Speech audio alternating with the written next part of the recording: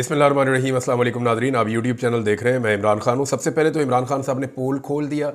जो मामला उठाया गया, जो मामला बना, वहाँ पे जो जज साहब कह कर गए हैं उसके ऊपर कोई भी यकीन नहीं कर रहा था, बल्कि जो फ़ैसला आने वाला है 190 मिलियन पाउंड का, वो फ़ैसला आने से पहले ही मुतनाज़ हो गया। इसके ऊपर सब लोगों की यही राय है। देखिए, फ़ैसला पहले आ रहा था 23 तारीख को, फिर आ रहा था 6 तारीख को, फिर आ रहा था 13 तारीख को, अब आ रहा है 17 तारीख को। ये फैसला नहीं हो गया, रबड़ हो गया, उसको खींचते ही जा रहे हैं, खींचते ही जा रहे हैं। ऐसा तो नहीं हो सकता ना। जो फैसला लिखा हुआ है वो जज को सुना कर जाना था। अब इमरान खान साहब ने जो पोल खोला वो मैं आपको बता देता हूँ। ये फैसल चौधरी साहब गए थे इमरान खान साहब को मिलने के लिए, और दो इम्पॉर्टेंट चीज़ें हैं। एक तो इसमें नवाज शरीफ साहब फंसते हैं और जरदारी साहब भी फंसते हैं अगर ये फैसला आता है। यानी हुकूमत इसमें भी फंसी हुई है कि अगर ये फैसला दे दिया तो इमरान खान तो कल कलाम को निकल जाएंगे इसमें, लेकिन इसी मामले की इसी इंक्वायरी में आसिफ अली जरदारी और नवाज शरीफ फंस जाएंगे और वो जवाब देते फिरेंगे कि अब हम इसमें से निकलें कैसे। उनके लिए बड़ी मुश्किलात पैदा हो जाएंगी। पहले देखते हैं फैसल चौधरी ने बताया क्या। उन्होंने कहा जी कि हसन नवाज ने 9 अरब की प्रॉपर्टी 18 अरब में कैसे बेची। ये मैंने आपको बताया था ना कि मलिक रियाज के साहबजादे की एक कंपनी थी वहाँ पे बरतानिया में, उस कंपनी के अंदर ये पैसा था और वहाँ पे हसन नवाज जो है उससे प्रॉपर्टी खरीदी गई थी और ये ज़्यादा पैसों पर खरीदी गई थी। और जब ज़्यादा पैसों पे प्रॉपर्टी खरीदी गई तो उनके कान खड़े हो गए जो वहाँ की इंतज़ामिया है। तो नेशनल क्राइम एजेंसी जो है NCA, उसने तहकीकात की, जनाब इतनी महंगी प्रॉपर्टी ये क्यों ले रहे हैं।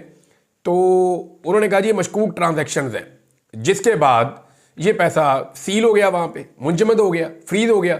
और फिर मलिक रियाज साहब ने वहाँ पे कहा जी पैसा हम पाकिस्तान ले जाते हैं वापस। तो इस पर उन्होंने कहा जी आप अपनी गवर्नमेंट से, हम आपकी गवर्नमेंट से रब्ता कर लेते हैं। गवर्नमेंट से रब्ता किया तो फिर पैसा वापस आ गया। अब मामला शुरू होता है कि 9 अरब की प्रॉपर्टी 18 अरब में कैसे बेची हसन नवाज ने मलिक रियाज के साहबजादे की कंपनी को। यह है जनाब बुनियादी सवाल, जिसका जवाब फिर नवाज शरीफ को देना पड़ेगा। मामला तो यहां से शुरू होगा ना। उन्होंने कहा जी कि इमरान खान ने गुज़िश्ता रोज एहतसाब अदालत के जज की जानिब से लगाए गए इल्जामात का जवाब दिया है। इमरान खान ने कहा है कि जेल में कभी कभार 11:30 बजे से पहले ट्रायल शुरू नहीं होता। इमरान खान ने बताया कि सुबह 9 बजे एक मैसेज आया कि जज साहब आए हुए हैं। इमरान खान साहब ने पूछा कि क्या मेरे वकील आ गए, जवाब मिला नहीं आए। फिर इमरान खान साहब ने पूछा मीडिया वाले आ गए, तो जवाब मिला नहीं आए। तो इमरान खान साहब ने कहा कि जब मेरे वकला आएंगे तो मुझे पैगाम दे दीजिएगा, मैं आ जाऊंगा। तो फैसल चौधरी ने बताया कि इमरान खान ने कहा कि उन्हें अचानक पता चला कि वो जज साहब उठकर वापस चले गए हैं। जज साहब की जानिब से ये कहना कि फलां पेश नहीं हुआ और मैं 2.5 घंटे इंतजार करता रहा हूं, ये बात दुरुस्त नहीं है। फैसल चौधरी ने कहा कि 190 मिलियन पाउंड का मेरिट पर कोई ताल्लुक नहीं है। नवाज शरीफ से पूछें कि उनके बेटे ने 9 अरब की प्रॉपर्टी को 18 अरब में क्यों बेचा। हसन नवाज 9 अरब रुपए जायद किस खाते में उन्होंने लिए, लंदन में फ्रीज पैसे किसको मिले, और इससे काबीना का कोई ताल्लुक नहीं है। सवाल यह है कि 9 अरब की प्रॉपर्टी 18 अरब में क्यों फरोख्त की गई, इसका जवाब हुकूमती जमात देगी। अच्छा, ये तो उन्होंने जनाब एक मामला उठा दिया ना। दूसरा मामला उठा दिया है अलीमा खान साहिबा ने, जो इमरान खान साहब की बहन है। अलीमा खान साहिबा जो है वैसे कमाल साथ दिया। कोई भाई भी होता तो इमरान खान का इतना साथ नहीं दे सकता। यानी इमरान खान साहब के बारे में अक्सर लोग कहते थे इनका कोई भाई नहीं है, इमरान खान का कोई भाई नहीं है। लेकिन अल्लाह ताला ने जो बहनें इमरान खान साहब को दी हैं, मेरे ख्याल में 10 भाई मिलकर वो नहीं कर सकते थे जो इन बहनों ने किया है। ज़बरदस्त तरीके से वो अपने भाई के साथ खड़ी हुई हैं, और ना सिर्फ खड़ी हुई है बल्कि वो बहुत, उनकी पॉलिटिकल अप्रोच भी ठीक है। यानी वो चीज़ों को समझती भी हैं, उनके ऊपर बात भी करती हैं, और वो बड़ी दिलेरी के साथ अपना मौक़िफ़ भी पेश करती हैं। तो उनकी अंडरस्टैंडिंग भी बड़ी ज़बरदस्त है, बहुत एजुकेटेड है फैमिली पूरी इनकी। तो उन्होंने कहा अलीमा खान साहबा ने कि 190 मिलियन पाउंड केस में सहूलतकारी आसिफ अली जरदारी ने की है, मगर सज़ा इमरान खान को दी जा रही है। इमरान खान ने अगर सहूलतकारी की है तो इस पर जवाब नवाज शरीफ को भी देना होगा। अडयाला जेल के बाहर उन्होंने गुफ्तगू की। उन्होंने कहा कि आज इमरान खान साहब ने एक सवाल पूछा है, जिस केस में इमरान खान को सजा देने की कोशिश कर रहे हैं। कभी कहते हैं कि इमरान खान ने चोरी की है। इंग्लैंड की एजेंसी ने कहा कि यह पैसा चोरी का नहीं है, यह प्रॉपर्टी टाइकॉन ने हसन नवाज को रिश्वत दी थी। नवाज शरीफ को जवाब देना चाहिए कि रिश्वत क्यों ली। यानी ये वो 9 अरब की प्रॉपर्टी को 18 अरब में बेचने वाला जो मामला फैसल कह रहे थे, ये वही मामला है। अलीमा खान ने सवाल उठाया कि NCA ने सवाल उठाया था कि ये इतने पैसे आए कहां से। NCA ने करार दिया कि ये चोरी या मनी लॉन्ड्रिंग के पैसे नहीं है।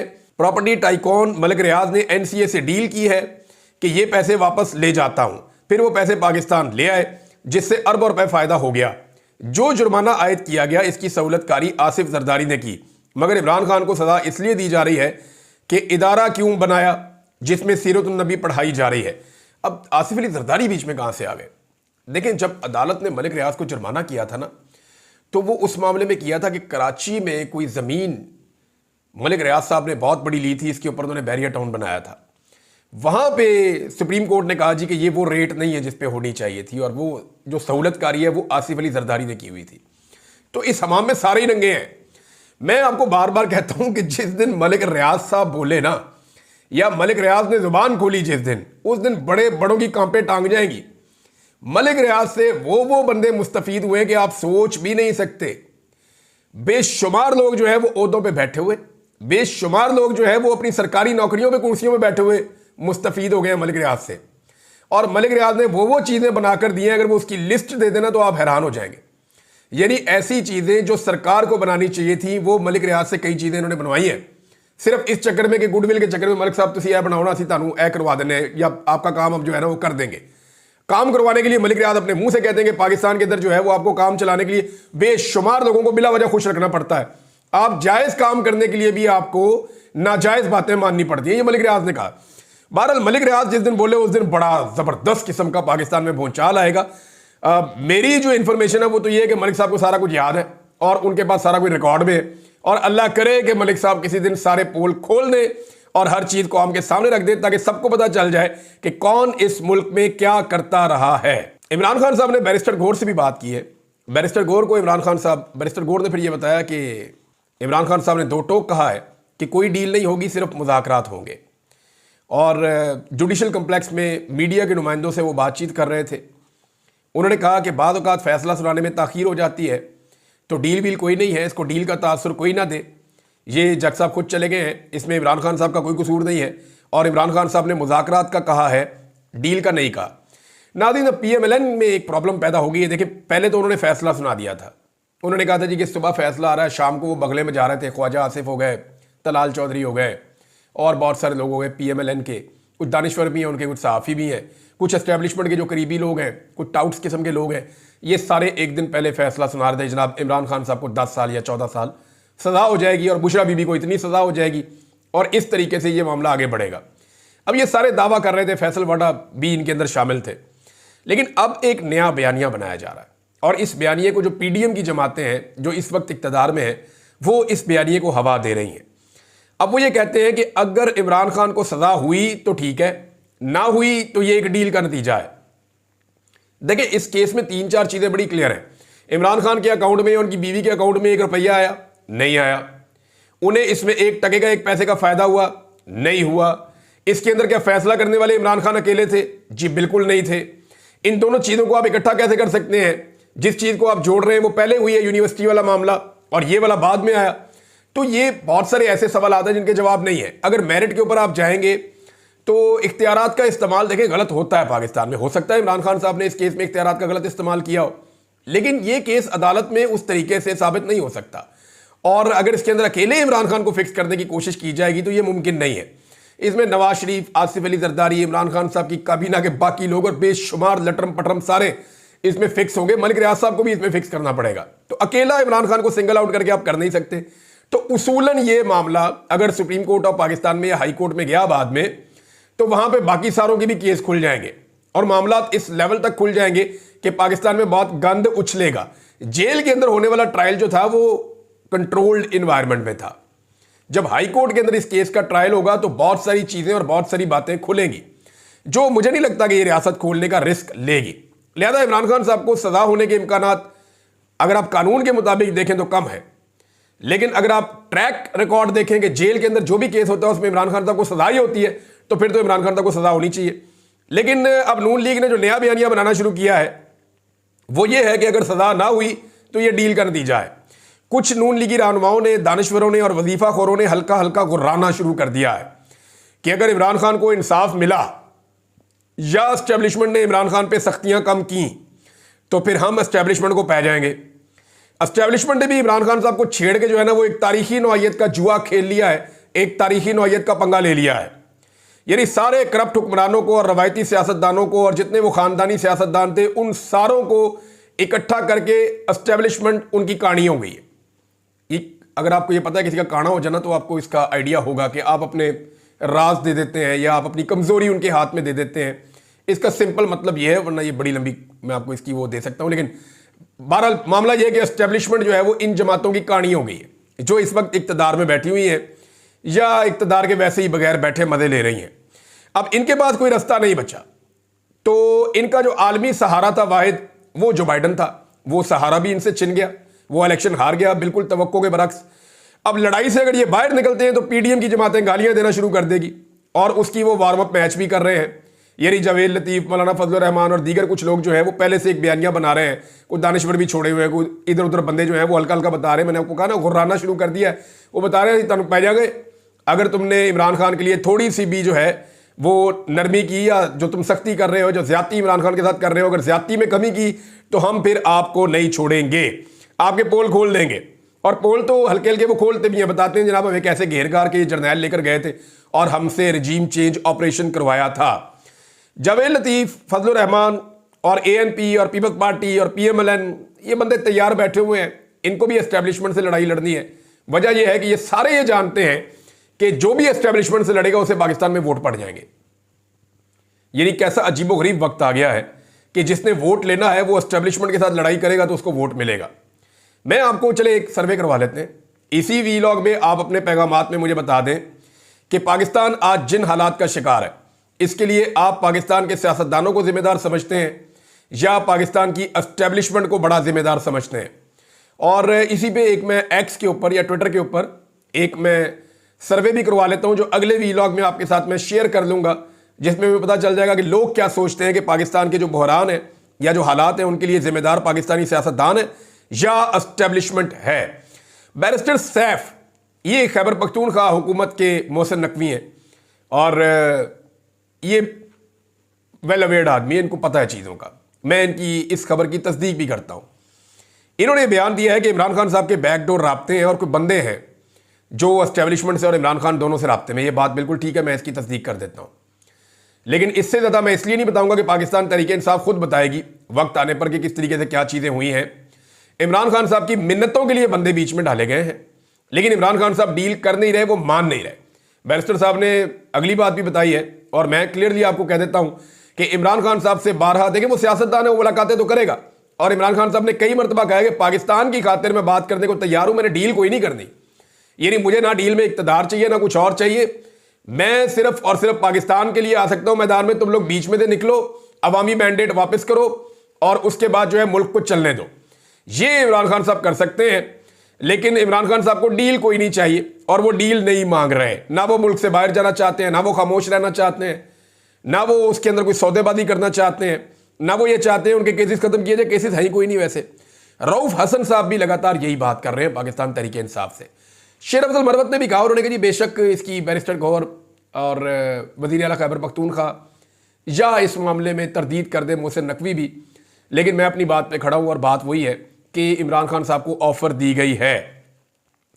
कौमी असम्बली और सेनेट में नाज़रीन भरपूर किस्म का एहतजाज किया है पाकिस्तान तहरीक-ए-इंसाफ ने और पंजाब असम्बली में भी एहतजाज किया है और तीनों जगह पे बड़ा तगड़ा एहतजाज हुआ। कौमी असम्बली में पहली मरतबा ऐसा हुआ, सेनेट और कौमी असम्बली में, जब अपोजिशन एहतजाज कर रही है तो इमरान खान साहब की तस्वीर नेशनल टेलीविजन के ऊपर चली है। ये बड़े लंबे अरसे के बाद हुआ है। पाकिस्तान में एक अनअनाउंस्ड किस्म का एक सेंसर लगा हुआ है इमरान खान साहब के ऊपर, उनका नाम नहीं लिया जा सकता, उनकी तस्वीर नहीं दिखाई जा सकती। हालांकि पैमरा ने इसके बारे में कोई कानून या कोई चीज़ इस्तेमाल नहीं की हुई। हाँ, ये सेंसर इस तरह लगा था कि मीडिया मालिकान को बुलाया गया था और बुला के एक जगह पे बिठा के उनको सिर्फ चंद सेकंड के लिए धमकाया गया था।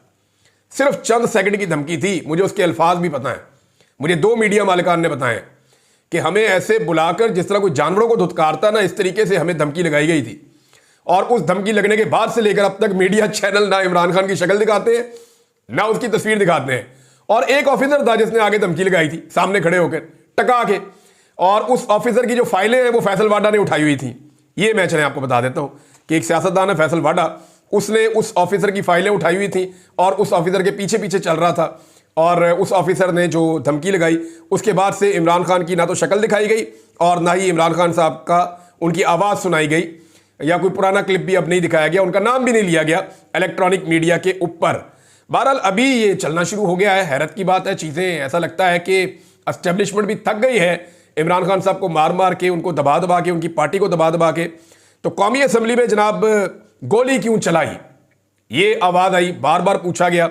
दूसरा, इमरान खान को रिहा करो। और जैसे ही हुकूमत बोलना शुरू करती है तो ऊ शुरू हो जाता है, क्योंकि शहबाज शरीफ साहब ने एक ज़बरदस्त आइडिया दिया है कि ये साउंड प्रोड्यूस करे, इससे एहतजाज होता है और इस तरह कौमें तरक्की करती हैं।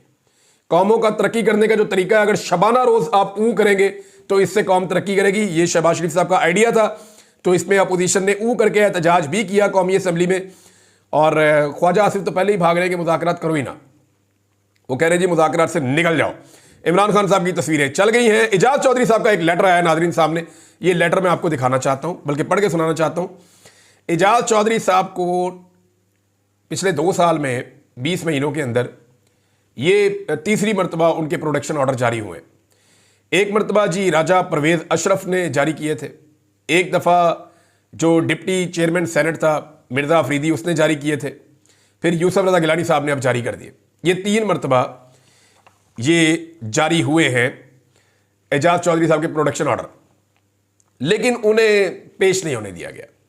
यानी इस्लामाबाद पुलिस गई थी एजाज चौधरी साहब को लेने के लिए, बाकायदा वैन लेकर कि एजाज चौधरी साहब को ले जाएंगे और ले जाके जब तक सेनेट का सेशन चलेगा ये इस्लामाबाद में रहेंगे और सेनेट का जो सेशन है उसको अटेंड करेंगे, वहाँ तकरीर करेंगे। लेकिन एजाज चौधरी साहब ने भी डील नहीं की हुई। सबको पता है जब वो सेनेट में आएंगे तो क्या तकरीर करेंगे और किस तरीके से बात करेंगे और बयानियों को कैसे बलडोज करेंगे। लिहाजा जनाब एजाज चौधरी साहब को पंजाब हुकूमत ने देने से इनकार कर दिया। अब ये सवाल सुबह पूछा गया मीडिया की जानिब से यूसुफ रज़ा गिलानी से, शिबली फराज उनके पीछे खड़े हुए थे। तो सवाल पूछा गया, जनाब आप ताकतवर हैं या जो कोट लखपत जेल का सुपरिटेंडेंट है वो ताकतवर है? यानी चेयरमैन सेनेट ताकतवर है या सुपरिटेंडेंट जेल जो है कोट लखपत का वो ताकतवर है? तो वो आए बाएं शाएं कर रहे थे, उनको भी आइडिया था कि ये कौन रोक रहा है, कैसे रुक रहा है। और इस वक्त गिलानी साहब अपने हालात ख़राब करना नहीं चाहते, तो गिलानी साहब ने अपने हालात ख़राब करने से गुरेज किया और ये मामला चला गया सेनेट के अंदर। वहाँ पे एजाज चौधरी साहब की और इमरान खान साहब की तस्वीर थी और वहाँ पे रोला था और बहुत शोर मचा, इसके ऊपर बहुत आवाज़ उठाई गई। एजाज चौधरी साहब का लेटर आप सुन लीजिए। उन्होंने कहा जी मुझे हवालाती के तौर पर जेल में कैद हुए 20 माह हो गए। इन महीनों में 3 मरतबा मेरे सेनेट के प्रोडक्शन ऑर्डर जारी किए गए हैं। पहली मरतबा मई 2023 में राजा परवेज़ अशरफ साहब के ज़रिए, दूसरी मरतबा 2024 में मार्च में कायम मकाम चेयरमैन सेनेट मिर्ज़ा अफरीदी के ज़रिए और अब जनवरी 2025 में यूसुफ रज़ा गिलानी के ज़रिए। मगर तमाशा देखिए कि इस्लामाबाद से लेने के लिए अमला कोट लखपत जेल के दरवाजे तक आया, मगर सूबाई हुकूमत की मुदाखलत पर उन्हें वापस कर दिया गया। जनाब यूसुफ रज़ा गिलानी का शुक्रिया। जमहूरियत के साथ ये कैसा भयानक मजाक है, ये कैसी पार्लियामेंट है जिस चेयरमैन सेनेट के अहकामात की धज्जियाँ उड़ाई गई हैं। यानी चेयरमैन सेनेट के अहकामात की धज्जियाँ उड़ा दी गई हैं। आगे 3 मरतबा उन्होंने क्वेश्चन मार्क लगाया। फिर उन्होंने लिखा कि कुफर का निज़ाम चल सकता है मगर जुल्म का निज़ाम नहीं चल सकता। मौला अली रज़ी अल्लाह तआला अन्हु करमुल्लाह वजह, उन्होंने एक कॉल भी लगाया हज़रत अली रज़ी अल्लाह तआला अन्हु का।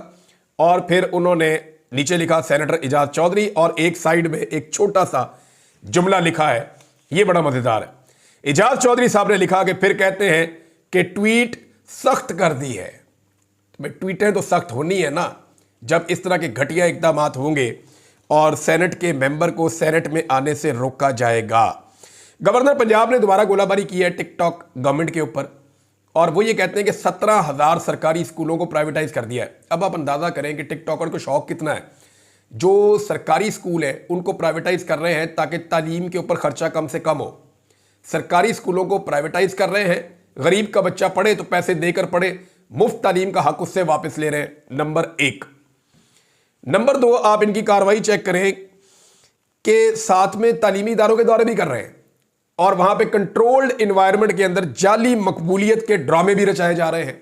ये ड्रामा खुल जाएगा किसी दिन, अभी आप देखते जाइए जिस तरह ये कर रहे हैं। अभी तो क्योंकि डीसी का बेचारे का बड़ा बुरा हाल होता है, कमिश्नर का बहुत बुरा हाल होता है, वहां का जो डीपीओ है वो बेचारा फंसा हुआ होता है, एसपी फंसा हुआ होता है, पूरी की पूरी ब्यूरोक्रेसी पुलिस जितना एजुकेशन डिपार्टमेंट है सबका बेड़ा गर्क हो जाता है। वो को पटवारी पकड़ के बिठाते हैं, को किसको पकड़ के बिठाते हैं, वो बच्चे ढूंढ ढूंढ के ला के वहाँ पे यूनिवर्सिटी में इकट्ठे करते हैं। उसके बाद जनाब बाद में हुक्म होता है कि जैसे ही मैडम नीचे उतरे तो सारों ने इकट्ठे हो जाना है, और जैसे ही सबने इकट्ठे होना है तो दूर से एक ऐसे करके कैमरा लहराएगा। तो वो बड़ा तरीके से कर रहे हैं, प्रोडक्शन का बंदा हूँ, मुझे आइडिया है कि ये चीज़ें कैसे की जाती हैं। तो मैं 20 साल से इस धंधे में हूँ, यही काम कर रहा हूँ मीडिया का, तो मुझे पता है कि ये कैसे किया जाता है। बहरहाल ये खेल हमने पहले भी बड़े खेलते हुए लोगों को देखा है, ये अब खेल रहे हैं, लेकिन जब ये पब्लिक में जाएंगे स्पेशली वोट लेने के लिए तो इनको लग पता जाएगा। मरीम नवाज ने गुज़िश्ता दिन कहा था कि जनाब आपकी मोहब्बतें अगर 5 साल मिलती रही तो 5 साल में मैं काम करूंगी। एक तो हुकूमत ही जाली है, पहले जाओ जाके इलेक्शन लड़ो, इलेक्शन लड़के इक़्तिदार में आओ, अगर अवाम वोट डाले और फिर आपका हक बनता है कि आप अवाम की खिदमत करें। आपका तो हक ही नहीं बनता कि आप अवाम की खिदमत करें, क्योंकि आपको तो लोगों ने रिजेक्ट कर दिया है, नंबर 1। और नंबर 2 बात यह है कि मोहब्बतें तो आपको पाकिस्तानी अवाम ने दी नहीं। मोहब्बतें जहां से आपको मिली हैं जाली फार्म 47 की सूरत में, वहां से मोहब्बतों की एक शर्त है जिसके ऊपर आपको कायम रहना पड़ेगा। बस जूते पॉलिश नहीं रुकने चाहिए और रफ्तार में कमी नहीं होनी चाहिए। टका के जूते पॉलिश करें, ये 5 साल के आपको 50 साल मोहब्बतें मिलेंगी, बस जूते पॉलिश करें। लेकिन अब एक और प्रॉब्लम पैदा हो गया ना, जिनके आप जूते पॉलिश कर रहे हैं वो बेचारे खुद प्रॉब्लम में आ गए हैं, और वो इतनी प्रॉब्लम में आ गए हैं कि वो ये सोच रहे हैं कि गंदे जूते ही ठीक है, इससे बेहतर है। तो नाज़रीन अभी कुछ और चीज़ें शेयर करता हूँ अगले वीलॉग में। अब तक के लिए इतना ही। लेकिन शुएब शाहीन साहब आजकल बहुत बरस रहे हैं। उन्होंने कहा जी अर्दली हुकूमत ने तबाही फेर दी है और इकॉनमी का और मुल्क का बेड़ा गर्क कर दिया है। शुएब शाहीन साहब बहुत निकल कर बयान दे रहे हैं, फिर इसके ऊपर हम बाद में बात करेंगे। अब तक के लिए इतने, अपना ख्याल रखिएगा, अपने चैनल का भी। अल्लाह हाफ़िज़।